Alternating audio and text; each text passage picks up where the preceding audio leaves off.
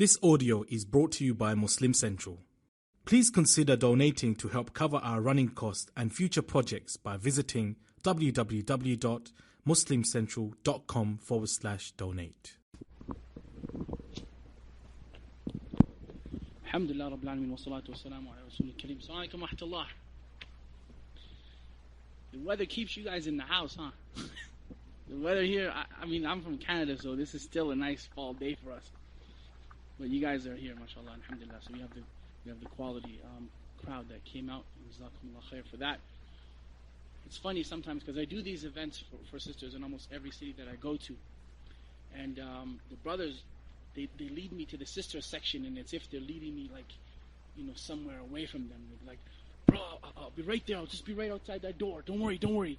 As if I'm going to, like, you know, be kidnapped by the sisters or something, right?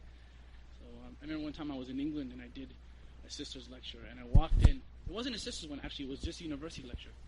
And I walked in, and the brother, he opened the door, and he just turned, boom, he went outside the door. I said, what happened, Akhi? He said, there's all sisters there. I said, are they contagious? Like, why did you run out like that? So, alhamdulillah, I like doing these events. They're a lot of fun, and I think that, for those who don't know, in 1996, a sister took my shahada. Just local sister who was in the city that I was in at the time, prays at the masjid, and, you know, mashallah, she just took my shahada. So I kind of owe the sisters a little bit. And my wife took shahada from me, so I married a sister.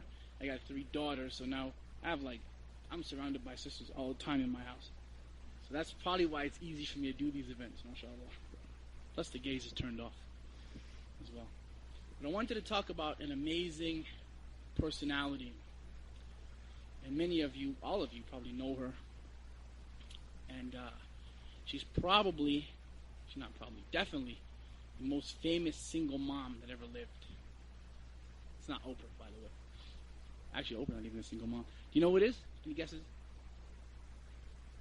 Most famous single mom that ever lived. Maryam, mashallah, alayhi salatu wasalam.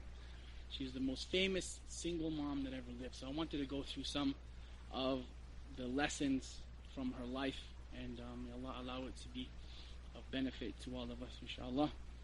The lessons from her started actually before she was born.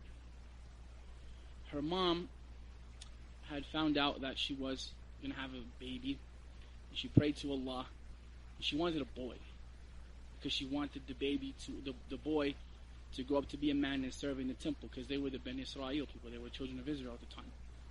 So she was dedicating her son, so she thought, to serve Allah and to worship in the temple. But we plan, and of course Allah plans. But it's very important for you to know that when you are expecting, to make a lot of dua for your kid. A lot of dua for your expecting coming kid when you get married, or if you're already married, or whatever the case may be. Make dua for them when they're coming, when they're alive even. And if they should pass before you, continue to make dua for them. Because the dua for the mother, from the mother to the child, is very, very, very strong. So Allah gave the mother of Maryam a daughter.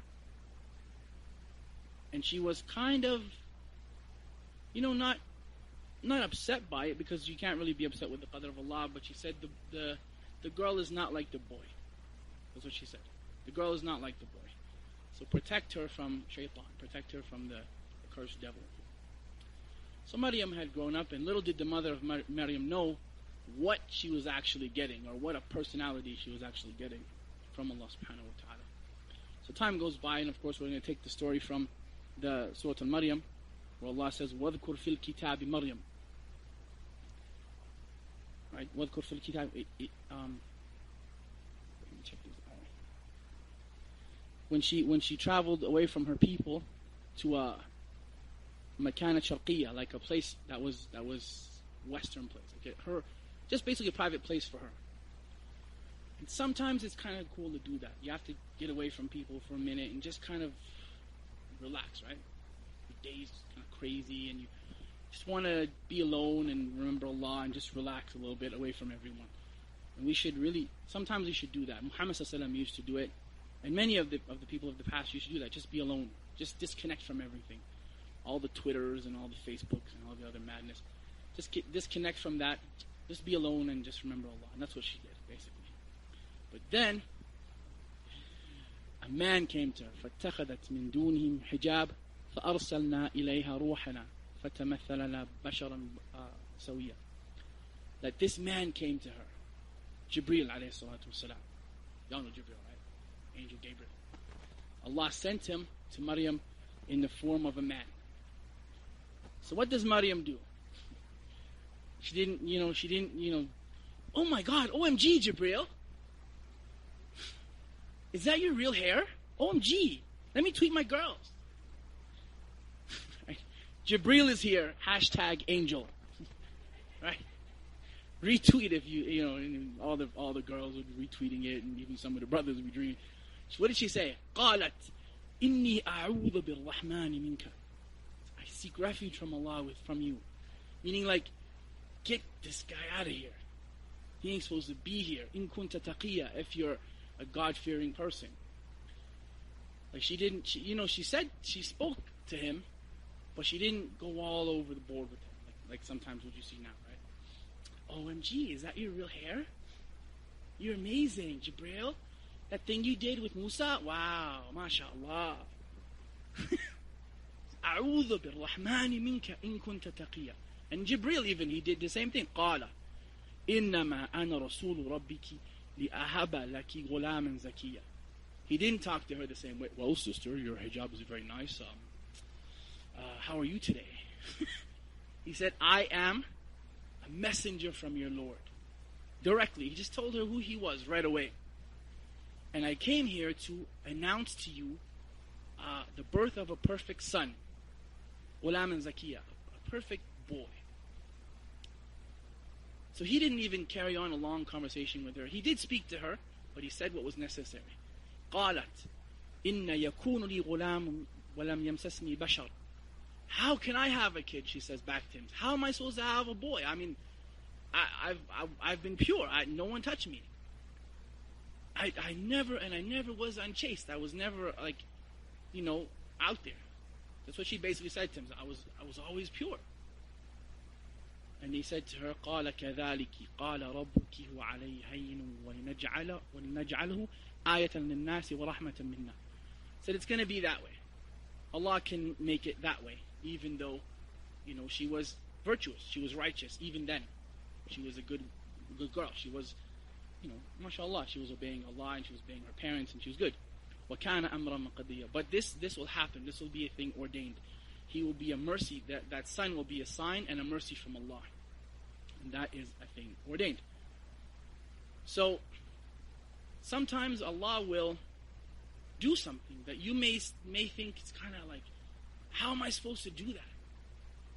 How is that supposed to happen? How is it that I'm supposed to do such and such or so and so? You can come up with any part of the Sharia that may seem difficult to you. But Allah revealed this ayah to Maryam in a sense that she's going to have a son as a mercy to her from Allah and a mercy to all of us.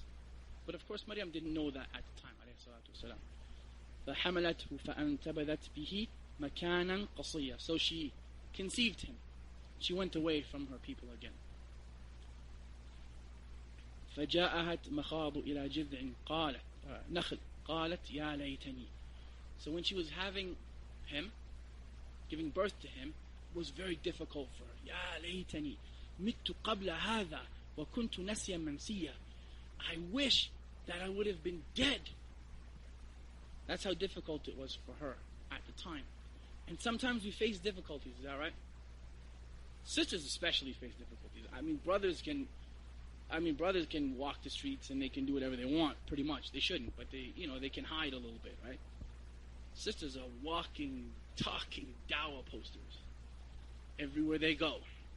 Why do you wear that? Why don't you go back to your country? And then the sister goes, like, I was born here?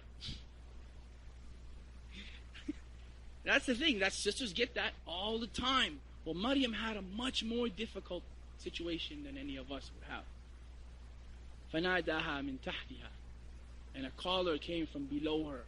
أَلَا تَحْزَنِي قَدْ جَعَلَ رَبُّكِ تَحْتَكِ سَرِيًّا, that Allah made these rivers flow underneath Maryam. وَهُزِّي إِلَيْكِ بِجَذْعٍ نَخْلٍ, and the tree, the date palm tree gave her dates. تُسَاقِطَ عَلَيْكِ رُطَبًا جَنِيًّا فَقُلِي وَاشْرَبِي وَقَرِّي عَيْنًا. Beautiful verse actually. He said, so eat and drink and dry your eyes. Like be, just be comfortable. Dry your eyes and just relax. So whenever we're faced with something, like these people telling you to go back to your country even though you're born here, and even though you have every right to be here even though you weren't born here, Allah will eventually alleviate that from you. Eventually He's going to take that away, just like He took Maryam's difficulty away. So maybe in the Jannah you'll be told, فَكُلِي وَاشْرَبِي وَقَرِّي عَيْنًا, to eat and drink and dry your eyes. Because there's not going to be anyone going to tell you to go back to your country. Because that is actually your country. Jannah belongs to us, inshallah. And not just us, humans in general. That's where we came from. And we were sent here. We weren't created here. We were sent here. Allah created us in the Jannah, right? So Jannah is home. So when they tell you go back to your country, tell them I'm trying to. That's why I'm wearing this. I want to worship Allah so He can send me back to my country, which is Jannah. You want to come? You're going to be surprised at their answer to that one. Because that's why you wear this. You wear that to please Allah, in order for you to go back to your country, which is Jannah. But sometimes it can be difficult, and Allah knows that. Allah didn't just leave you here to suffer. It can be difficult. That's why we have stories like the story of Maryam, alayhi salam, like the story of Asiya, the wife of Pharaoh, who became Muslim in secret. And there are so many stories of so many ladies over the years that we have, because our sisters need role models too. This is not a male religion. Islam is not a male religion. Do you know who the first Muslim was? Khadija. All y'all know that. Brothers don't know that sometimes, right? Abu Bakr. Close, Akhi. Not quite though. He was the first man. Okay, fair enough. But the first Muslim was Khadija, after Muhammad sallallahu alaihi wasallam. The first one. She was the wife of the Prophet sallallahu alaihi wasallam, and she helped him, and she consoled him, and she took care of him, and she comforted him. She was his favorite. She was his favorite. And he used to always talk about her long after she had passed away. May Allah be pleased with her. So whenever you're faced with these difficulties, just remember these verses and remember the story of Maryam. Maryam wanted to die. مِتُّ قَبْلَ هَذَا وَكُنْتُ نَسْيًا مَنْسِيًّا. I wish I was dead, forgotten. That's how she felt. It was such a difficult time for her and such a big test for her. But she ended up having Isa. And then time goes by. And she has to bring him home. Now what would you think, sister? One of your girls goes away for a couple months, comes back with a kid. Can you imagine? Like, oh my God, do you know Maryam? She has a baby now. Can you imagine? OMG. LOL. Where did she get that from? You don't buy babies at Target. Where did she get it from? These people gossip like crazy, right? And her people did the same thing. She came back with him, carrying him. قالوا يا مريم لقد جئت شيئا فريا. You've done something amazing, incredible. What happened? Where did you get this? What happened to you? And even they didn't call her Maryam after that. They said, what did they say? Ya ukhta Harun. You lose your name once they start to doubt you, right? Oh, sister of Aaron. ما كان أبوك امرأ سوء وما كانت أمك بغية. Your father was a good man. And your mother was righteous. Like, what happened to you? What's your problem? Why do you have a kid? All of a sudden, and no man, no father, no husband. Right? فَأَشَارَتْ إِلَيْهِ. So she just points at him. Can you imagine? Just points at him. قَالُوا كَيْفَ نُكَلِّمُ مَنْ كَانَ فِي الْمَهْدِ صَبِيًّا. How can we speak to a young boy who's in the cradle? How is that possible? This is the amazing part. Because sometimes when you see things, and this I would say for the brothers too and the sisters as well, when you see things, it's not always as it is. You don't really know the backstory sometimes, is that right? But because we like to be broadcasting stations for things, we spread that and we just look at things on the surface. Now, as Muslims, we should try to remove as much doubt as possible. So Maryam's a different case though, because this is a miracle birth. This is a complete miracle. So in her case, it's different. But for us, we should try our best to remove all doubt, inshallah, and then let the people talk whatever they want to talk. The Arabs have a saying, and I like it. Who speaks Arabic in here? Anyone? Alright, cool. I'm going to translate it for you. You do? Don't raise your hand. I can't see you, know. I realize you raise your hand to a blind person. I realize that, right? The Arabs, they say, لا يتأثر السحاب بنبح الكلاب. If you're doing the right thing, the high clouds will never be disturbed by the barking of dogs. So, if you're doing the right thing and people are talking about you, just count your ajr, inshallah, because you'll take it from them. They gossiped about Maryam, and look how Allah gave Maryam victory. قَالَ إِنِّي عَبْدُ اللَّهِ, said Jesus from the cradle, alayhi salam. I am, without doubt, the servant of Allah. آتَانِي بِالْكِتَابِ وَجَعَلْنِي نَبِيًّا. And He gave me the scripture and He made me a prophet. Can you imagine? A little kid in the cradle, by the permission of Allah, is speaking to these people who like to talk a lot and gossip about Maryam. Some of them still do it today. They still say that Isa is not a prophet and so on and so forth. وَجَعَلْنِي مُبَارَكًا أَيْنَمَا كُنْتُ. And He has made me blessed wherever I am. وَأَوْصَانِي بِالصَّلَاةِ وَالزَّكَاةِ مَا دُمْتُ حَيًّا. And He has ordained for me to pray and give the charity as long as I am alive. Now this is a beautiful part. وَبَرًّا بِوَالِدَتِي وَلَمْ يَجْعَلْنِي جَبَّارًا شَقِيًّا. He made me dutiful to my mom, my mother. Right away, Allah is ordering this prophet, this amazing man, this Isa alayhi salatu wasalam, who two religions at least, one even calls him the son of Allah, which we don't believe that, but a man who really changed history. Allah ordered salah for him, zakah for him, and ordered him to be dutiful to who? His mom, his mother. That amazing woman. And He didn't make me tyrannical. Jabbarun shaqiyya. Wassalamu alayhi yawma ulitu wa yawma amutu wa yawma ub'athu hayya. And peace be upon me the day that I was born, the day that I will die, and the day that I'll be raised alive. So, whenever you feel like things are real bad, and we can feel like that. Everyone has those days. Some people have weeks and years like that, where you really feel like the end is really coming close and you're just feeling really down and really bad. Look at that story of Maryam. Look at that story, because Allah can and will give you victory if you trust in Him. It's a promise. It may not be in such a amazing fashion as He did with Maryam. Okay, you're not going to give birth to a prophet. That's not going to happen anymore. But He will give you victory in other ways. In other ways. Because you are the women of this ummah. And this ummah has always needed your support. We may not always know how to say it, and we may not even want to say it sometimes. But we need your support more than you will ever know. And Allah has made you strong for that. Allah has blessed you for that.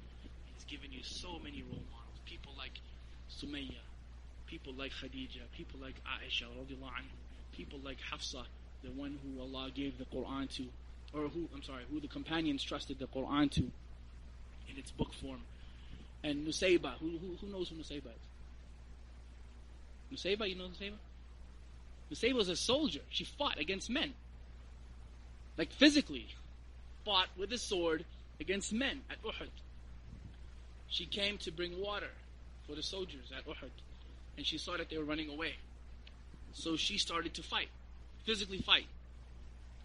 So Muhammad said, give her, to someone, he said, give her a sword and a shield. So he gave her a sword and a shield, and she battled against the Quraysh at the time. And Muhammad said, everywhere I looked, I saw her fighting. Nusayba bint Ka'b, she was amazing, amazing woman. She didn't go, oh, there's a fight. Go somewhere. Oh my God, they're fighting. They're fighting, Khadija. She started to fight. SubhanAllah. Nusayba was an amazing personality. Sumayya was the first shaheed in Islam. I was talking to a sister yesterday. Please don't answer the question, sister. I want to ask him a question. Ibn Taymiyyah. Who was Taymiyyah? Does anyone know? Ibn Taymiyyah was a scholar, but who was Taymiyyah? Was Taymiyyah his dad, you think? Taymiyyah was his grandmother. He took the name of his grandmother. That was his first teacher. Imam Bukhari. Do you know that Imam Bukhari was born blind? Did you know that? His mom used to pray for him. Pray for him, pray for him, pray for him.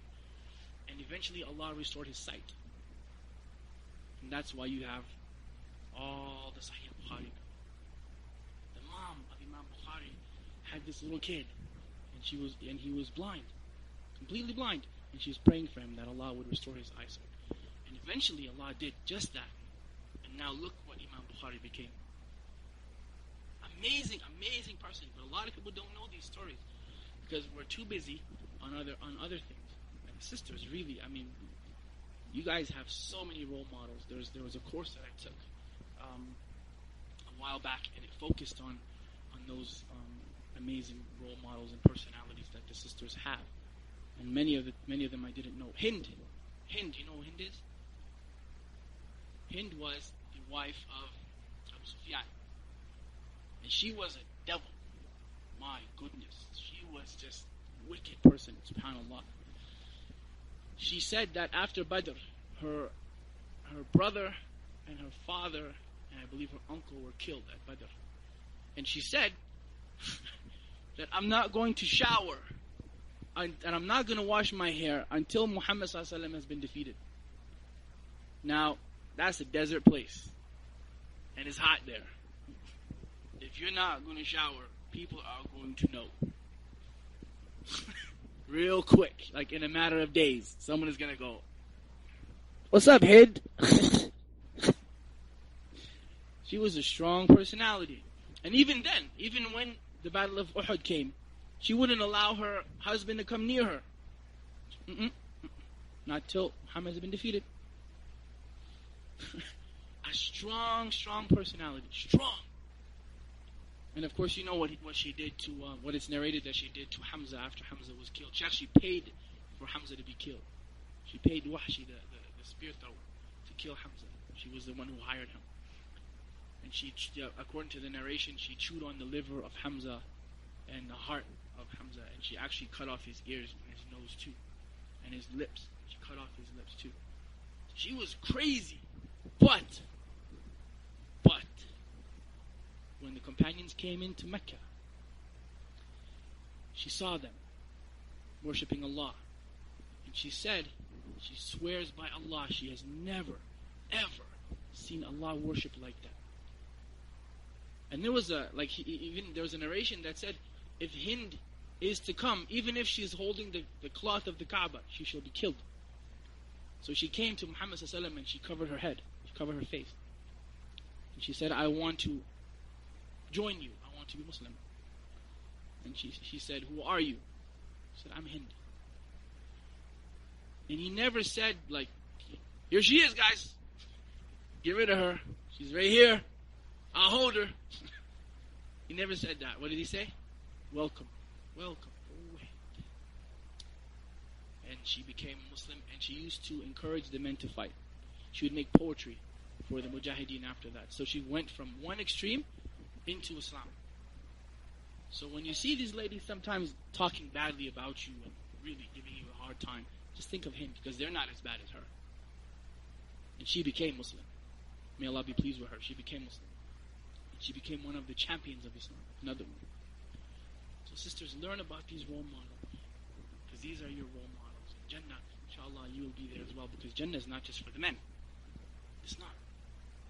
It's for the ladies too. Alright, so I'll stop there. We can go on to the questions, inshallah. If there are any.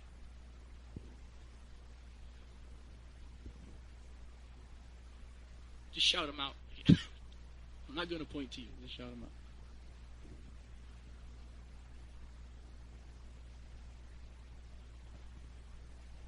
Excellent.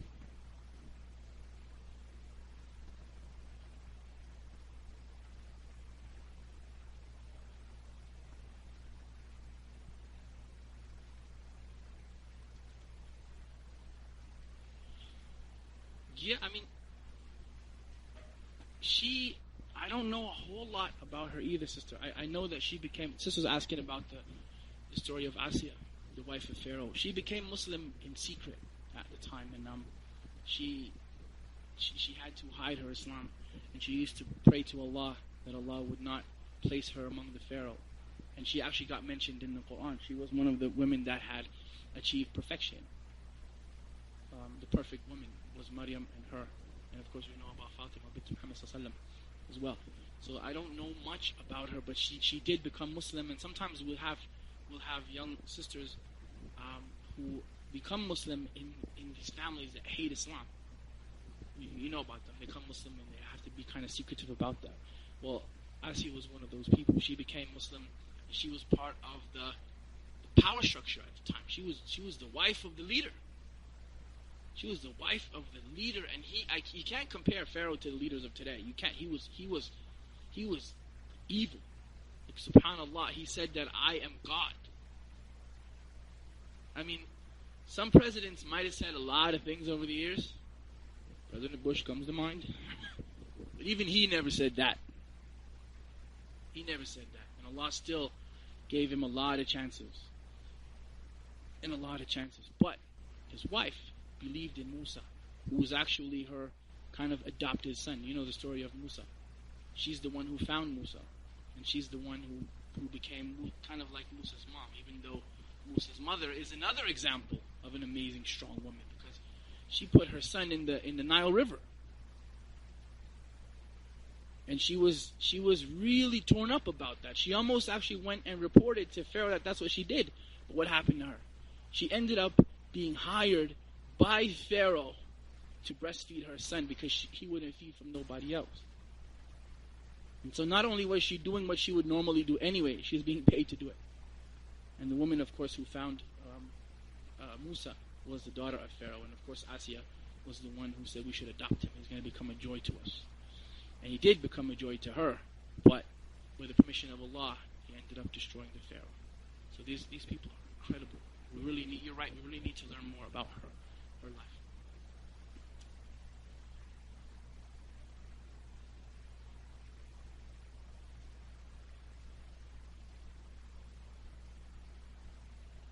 Wow, I didn't know that. MashaAllah, I did not know that.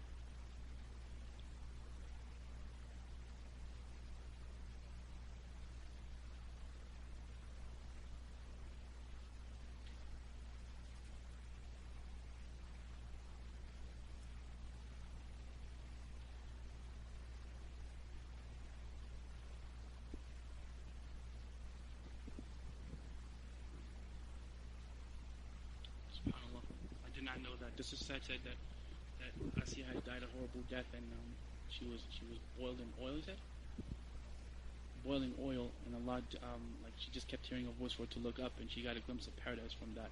May Allah be pleased with her. I did not know that. There's another one. Even speaking of people who were in the story of the boy and the king. Do you know that story? The boy and the king. There was it's usually a lecture by itself, but there was a part where these Muslims were being killed by their ruler. This is towards the end.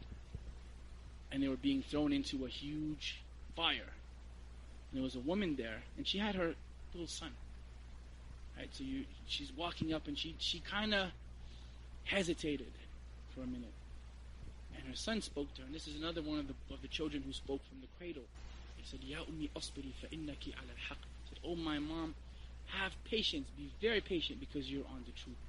And she went ahead, and her son died. And Allah mentioned them in the Surah Al-Buruj. They were the people of the trench, and they were killed by their leader because they became Muslim because of that young boy. The story goes on, but it's about an hour usually it takes me to tell it. I'm going to tell it properly. I butchered it just there, so forgive me for that. But there's so many different role models that we don't look at. And of course, how could I forget Hur Ayn? Women of paradise. You know about them, right? Brothers keep mentioning to you. Brother, you'll get that.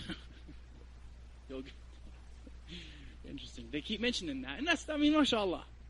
But there are women who are more beautiful than the Hur Ayn. You know that? Did you know that? Okay. MashaAllah. Sarah knows. Jazakallah khair. She knows. That's good. That's very good. One brother said he was giving advice to the young people, and he said, flip pages so you ain't got to flip burgers. So, so they talk about the Hur Ain all the time. The most beautiful women actually in paradise are the women who worshipped Allah in this life, and the Hur Ain will be jealous of them. They'll be more beautiful than these women of paradise. So next time someone tells you about the Hur Ain, just say, yep, inshallah. You don't need no cover girl to be more beautiful than them. You just need to be a covered girl. Inshallah. So do your best, inshallah, to do that. Because this Jannah is for you too. Don't ever let anyone tell you it's not. Don't ever let anyone tell you that it's not for you,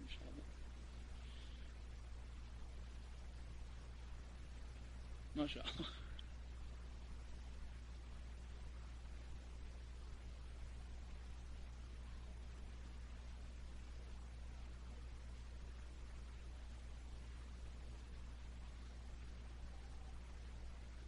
Well, but what people don't realize too, there's a verse, and I just came across this the other day. It says to give glad tidings to those who believe. It's in Surah Al-Baqarah. I think it's verse number 25, and it said azwaj mutahhara, that they will have righteous wives. But azwaj in Arabic doesn't necessarily mean wife; it means spouse. It refers to the spouses. So some of the scholars used to say that. They used to say that the women also will have spouses. Like they will have spouses too. It's not going to be like you're going to be all alone. You're going to have spouses too. The verse is azwaj. It says spouse. It doesn't say like just women, just for the men. Allah knows, because you'll get to see Allah too there. You could have all the spouses you want. Nothing's going to beat that anyway. So the women will get to see Allah there too, inshallah. And Jannah, we could go on and on about that. You could talk until you get there about that, inshallah. You still won't be able to describe it. Yeah, let's figure it out when we reach. I couldn't, before a lady asked me that too. She's like, whoa, what do the women get in Jannah? What did they always talk, like same kind of question that they ask you, right? So I'm like, well, I'll tell you what, let's get there. And then I'm sure you won't be disappointed. So let's get to Jannah, inshallah. Then we can figure out who gets what and where and how and when and whatnot. Because Jannah is not going to, you're not going to go, I wish I had what he got. The poorest person in the Jannah is going to have 10 times his dunya.